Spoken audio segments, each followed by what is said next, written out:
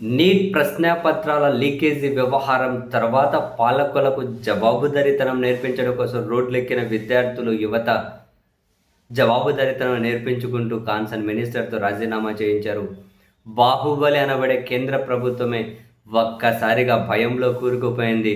చివరికి ప్రధాని నరేంద్ర మోదీ గారు కూడా ప్రతిరోజు అర్ధరాత్రి అయితే ఇన్స్టాలో ఏదో ఒక రీల్ పెట్టి మొత్తం మీద వీళ్ళతో కనెక్ట్ కావాలి, ఏదో విధంగా వీళ్ళను మనం చాలా విషయాల్లో కన్విన్స్ చేయాలి అంటే ఇన్స్టాలో మరిన్ని యాక్టివ్గా వీడియోలు చేయడమే మార్గం అని చెప్పి భావించినట్టున్నారు.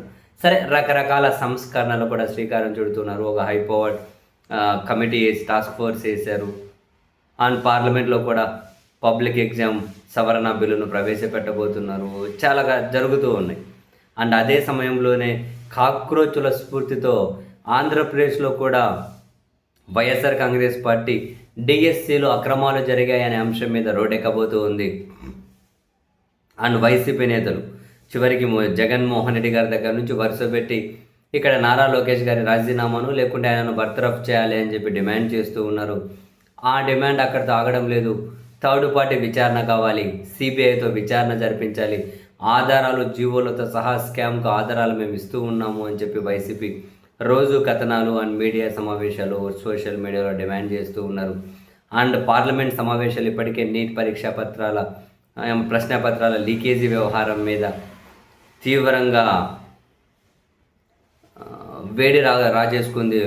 పార్లమెంట్ ఉభయ సభల్లో కూడా ఇదే వేడిలోనే వైఎస్ఆర్ కాంగ్రెస్ పార్టీ కూడా అక్కడ డిఎస్సి అక్రమాల మీద చర్చించాలి అని వాయిదా తీర్మానం ఇచ్చారు. ఈ అంశం మీద సిబిఐతో విచారణ జరిపించాలి అని చెప్పి పార్లమెంట్లో కూడా వాళ్ళు డిమాండ్ చేయబోతూ ఉన్నారు. ఇప్పటికే పరీక్షలకు లీకేజీకి స్కాములకు సంబంధించి కేంద్రం అల్లాడిపోతూ ఉంది. పార్లమెంట్ సభలు కూడా తీవ్ర వేడితో రగిలిపోతూ ఉన్నాయి. అండ్ ఇప్పుడు వైఎస్ఆర్ కాంగ్రెస్ పార్టీ కూడా దీని మీద గట్టిగా పట్టుబడితే సిబిఐతో ఏమైనా విచారణ జరిపించే వరకు పరిస్థితి వస్తుందా? కేంద్రం ఇప్పుడు వాళ్ళు ఉన్నటువంటి ఒత్తిడిలో దీనికి అంగీకరించక తప్పని పరిస్థితి వస్తుందా?